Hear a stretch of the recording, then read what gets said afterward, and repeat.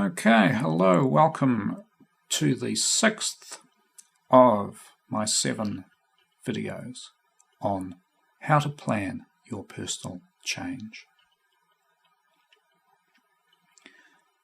Today we're going to talk about barriers, the reason why you haven't already made the change that you're planning to make.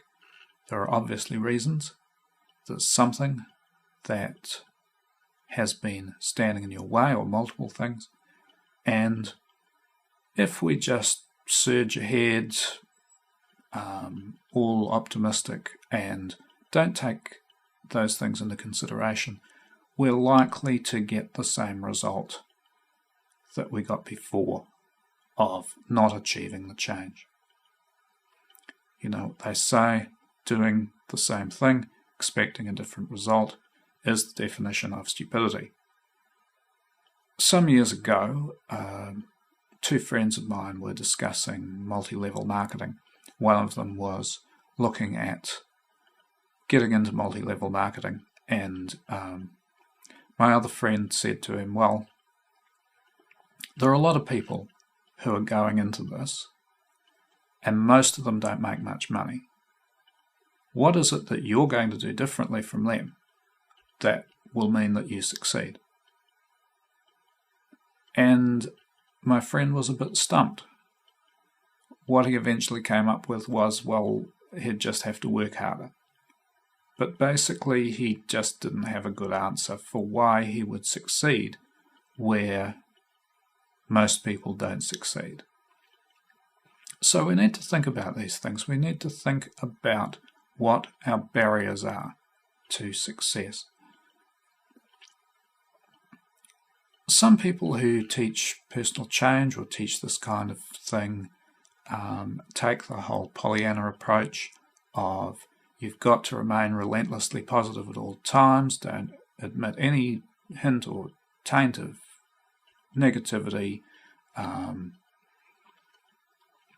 If you don't think about it, if you put your head under the blanket, the bogeyman won't get you.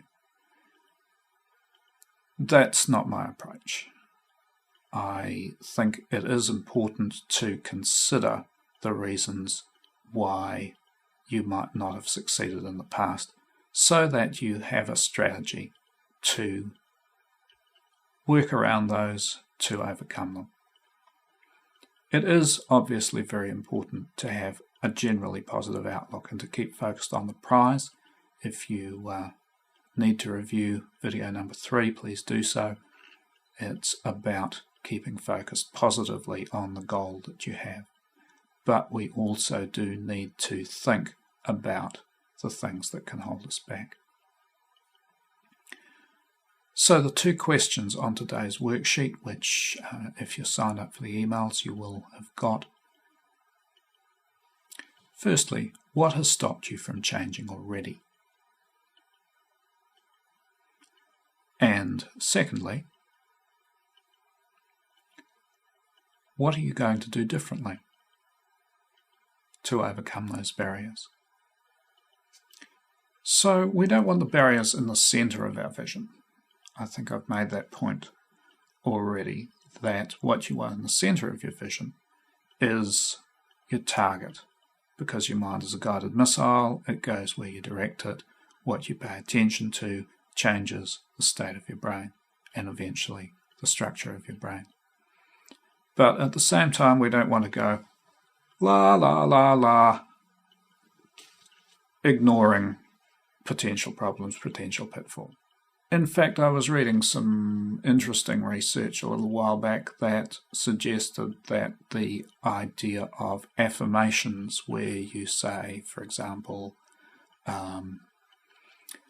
I am a successful person, work primarily for people for whom that is already true. If you're a successful person, then saying to yourself, I'm a successful person, is a really good strategy. If you're an unsuccessful person, you know you're an unsuccessful person, lying to yourself is not going to be a good strategy, because you know that you're not actually successful. What you need to do is figure out why you're not successful and move beyond that. So one potential approach that you could take to some of these barriers is to visualize them in your mind and just to shrink them down, just to imagine them shrinking down, and then to imagine the positives, the good things that you're going to be doing to overcome them, filling your field of view, growing very large, and overtaking those barriers. Just a little easy technique that you can do in a few minutes. Sit and do it, sit and try it, see how it works for you. The other thing that you can do is you can free your creative mind to find the solutions that you need. So, a friend of mine, a colleague, has something called the fascination principle, which he's developed, and it's a 3-step process. What he does is, first of all, he notices what's going on, what's holding him back, or what problem exists in his life. Notices, pays attention to it. This is a little bit like the emotional management technique that I teach in my ebook, The Welcoming Practice, where you pay attention to the emotion, you notice the emotion, and step 2 of the fascination principle is you say, isn't that interesting? That's really fascinating. There's this problem. So rather than becoming overwhelmed by the problem, rather than falling under the weight of the negatives, you notice it, you look at it, you think, isn't that interesting? I've got this problem in my life. And step 3 of the fascination principle is, I wonder how my creative mind is going to resolve that problem and get me to where I want to be, get me to my goal. And it works. Your mind is able to find those ways forward. But the first step is to actually notice. So, for example, in my worked example where I'm wanting to go through an exercise program, why did I not complete that program the first time I tried it? Well, basically because I got too busy and it didn't fit into my life. I didn't have the energy. I kept stopping, and when I started again, the muscles hurt. And so what I need to do is block out some time, make sure that I keep up the momentum and the progress, and that way the muscles won't hurt too much and I can just keep going, finish the program.